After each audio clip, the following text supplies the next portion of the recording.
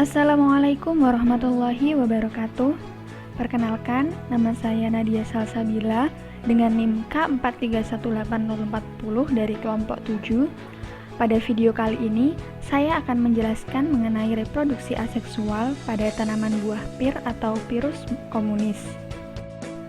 Sebelumnya, reproduksi aseksual merupakan cara reproduksi atau perbanyakan diri tanpa melewati proses peleburan dua gamet.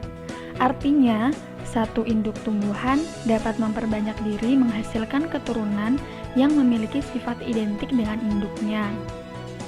Nah, reproduksi aseksual pada video kali ini dilakukan dengan cara mencangkok. Tidak semua tumbuhan bisa dicangkok. Tumbuhan yang bisa dicangkok hanyalah tumbuhan dikotil dan berbiji terbuka. Cara perkembangbiakan dengan mencangkok sangat istimewa, terutama untuk buah-buahan, karena rasa dan bentuk buah yang dihasilkan biasanya sama persis dengan induknya. Berbeda jika perkembangbiakan dilakukan dengan menanam biji. Terkadang, tanaman yang dihasilkan tidak sama dengan kriteria yang dimiliki oleh induknya. Nah, dalam kegiatan mencangkok ini, kami dari kelompok 7 memilih tanaman Pyrus communis. Pyrus communis atau biasa disebut dengan buah pir ini termasuk golongan tumbuhan Rosaceae.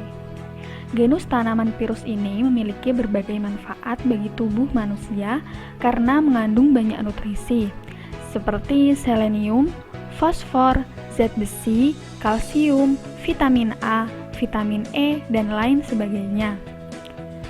Tinggi pohon pir biasanya mencapai 10-17 meter, memiliki daun berselang-seling dengan bentuk lonjong, tapi ada juga yang berbentuk lanset dengan warna hijau mengkilat atau sedikit berbulu. Memiliki bunga warna putih dengan sedikit aksen berwarna kuning atau merah jambu, dengan buah bertipe pom dan sebagian besar berbentuk lonjong di bagian bawah. Rasa dari buah pir sendiri adalah manis, berpadu sedikit dengan rasa asam dengan kandungan air yang cukup banyak dan memiliki tekstur masir. Biji buah kecil terletak di bagian tengah berwarna coklat. Dalam kegiatan mencangkok ini, akar muncul tepat di atas sayatan pada batang Pyrus communis. Akar dihasilkan dari pembelahan sel dan diferensiasi jaringan meristem batang. Nah, kegiatan mencangkok ini dilakukan dengan membuat sayatan melingkar dengan menghilangkan kulit dan kambium, sehingga makanan hasil fotosintesis yang dibuat daun yang seharusnya beredar dapat berhenti di tempat keratan.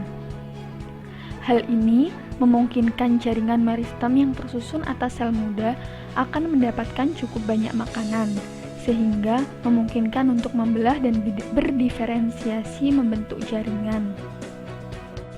Diferensiasi yang terbentuk akan memunculkan akar di atas keratan, sehingga sel meristem yang berdiferensiasi berada pada lingkungan yang jenuh dengan makanan, sehingga terbentuk akar. Hubungan peristiwa mencangkok dengan fungsi xilem, floem, dan kambium yakni yang pertama, pada proses mencangkok, xilem dibiarkan utuh karena fungsinya sebagai pengangkut air yang digunakan oleh daun sebagai bahan pembentukan makanan melalui proses fotosintesis. Yang kedua, saat mencangkok, jaringan floem harus dihilangkan agar zat makanan hasil fotosintesis terhenti di daerah pemotongan dan merangsang pertumbuhan akar. Yang ketiga, pada saat mencangkok, kambium pada cabang atau ranting harus dihilangkan agar jaringan floem tidak terbentuk kembali. Karena apabila jaringan floem terbentuk kembali, maka akar tidak akan dapat terbentuk. Sebaliknya, jika lapisan kambium tersebut bersih, maka hasil fotosintesis akan terkumpul di tempat kambium yang telah dibersihkan dan pertumbuhan akar dapat terangsang dengan baik. Untuk selanjutnya adalah tahapan reproduksi aseksual dengan cara mencangkok. Kegiatan mencangkok ini dilaksanakan mulai tanggal 15 Maret 2020 dan terakhir diamati perkembangannya pada tanggal 8 April 2020. Nah, sebelum proses mencangkok, adapun alat bahan yang digunakan diantaranya yang pertama adalah cetok. Cetok ini berfungsi untuk mengambil media tanah dan mencampurkannya dengan air. Yang kedua ada pisau yang berfungsi untuk menyayat batang dan memotong tali rafiah. Yang ketiga, ada tali rafiah yang tidak terlalu panjang. Lalu plastik bening. Kami memilih plastik bening agar dalam pengamatan pertumbuhan akarnya mudah diamati. Selanjutnya, tanah yang sudah dicampur air. Dan tentunya pohon Pyrus communis.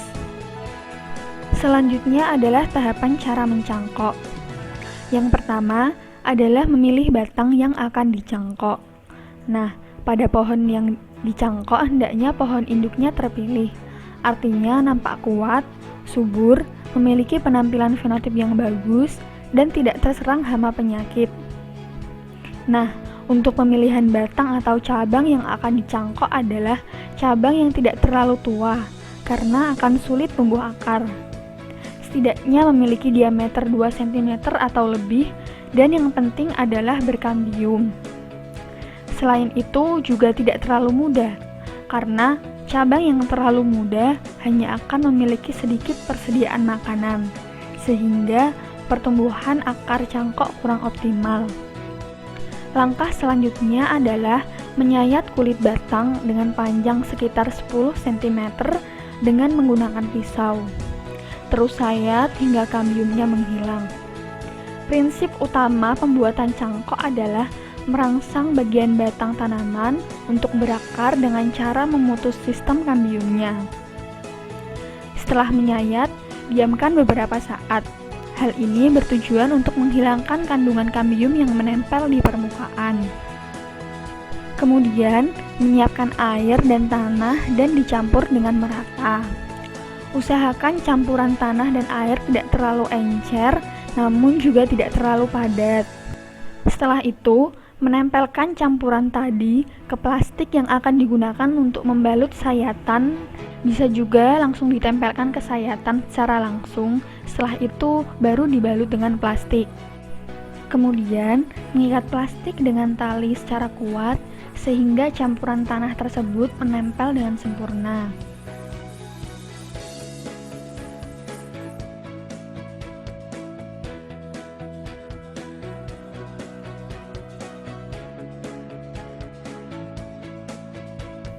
Lalu, melubangi plastik dengan menggunakan pisau.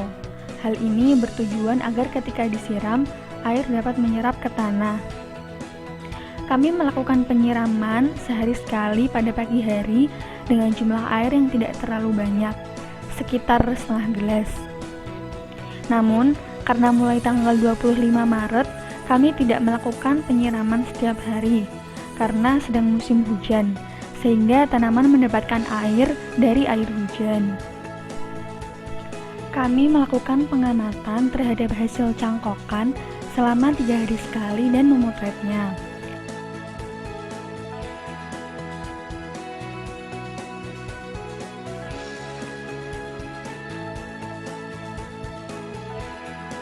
Mulai tanggal 24 Maret, kami mengganti plastik yang digunakan untuk menutupi cangkokan tersebut karena lubang yang diberikan pada plastik sebelumnya terlalu banyak, sehingga kadar air yang masuk pun terlalu banyak pula.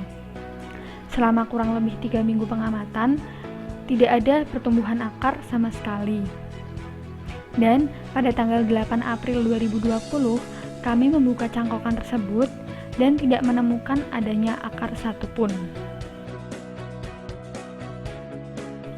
Keberhasilan dalam melakukan kegiatan pencangkokan dapat ditandai dengan tumbuhnya akar pada ujung batang cangkokan dan dapat terjadi karena beberapa faktor, yakni yang pertama, faktor lingkungan. Faktor lingkungan memiliki peranan yang besar dalam proses pencangkokan, di mana pencangkokan yang baik dilakukan ketika cuaca cerah, tidak hujan, dan tidak terlalu panas. Yang kedua adalah faktor tanaman. Nah, tanaman yang dicangkok hendaknya tidak terlalu tua dan tidak terlalu muda. Pada pohon yang terlalu tua, relatif sulit untuk didapatkan bahan cangkok yang memenuhi syarat. Sedangkan pohon yang terlalu muda belum diketahui kualitas pohonnya dengan jelas. Yang ketiga, faktor pemilihan cabang. Untuk pemilihan cabang yang dapat dicangkok adalah cabang yang tidak terlalu tua karena akan sulit tumbuh akar. Setidaknya memiliki diameter 2 cm atau lebih. Dan yang paling penting adalah berkambium. Selain itu juga tidak terlalu muda, karena cabang yang terlalu muda hanya akan memiliki sedikit persediaan makanan, sehingga pertumbuhan akar cangkok kurang optimal. Yang keempat adalah media yang digunakan. Akan lebih baik apabila media yang digunakan adalah media porus, cukup air dan hara seperti moss, serbuk, serabut kelapa, pupuk kandang, dan kompos. Yang kelima adalah penyiraman dan perawatan tanaman. Perlu dilakukan penyiraman rutin agar pohon tidak mengalami kekeringan. Dan yang terakhir adalah hormon dan pupuk. Untuk mempercepat terbentuknya akar, biasanya pada sayatan batang diolesi dengan zat pengatur tumbuh dari kelompok auksin. Pupuk juga perlu diberikan pada media cangkok agar dapat mempercepat pembentukan akar.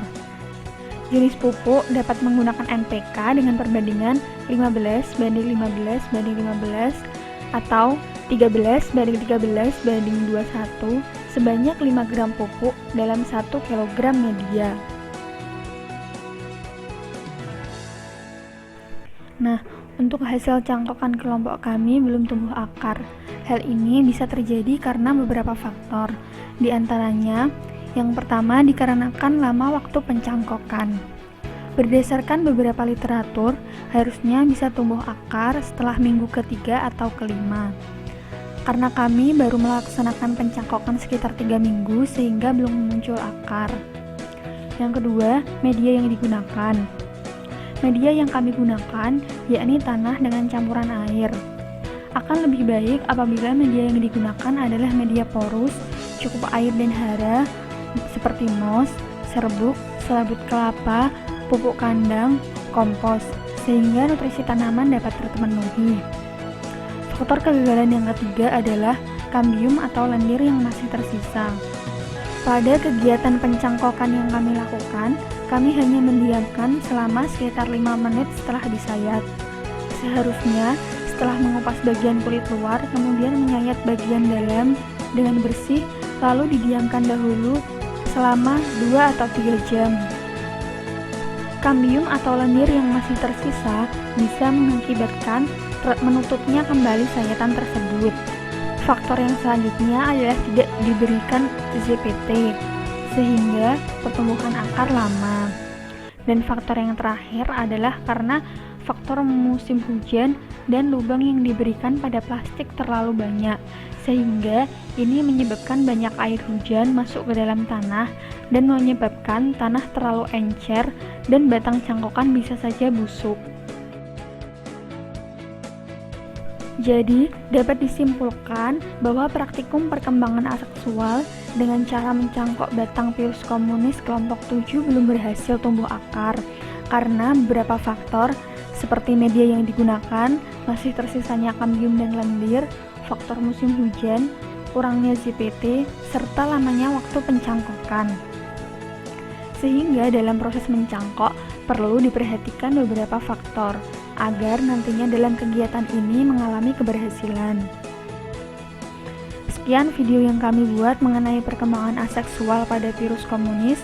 Terima kasih. Wassalamualaikum warahmatullahi wabarakatuh.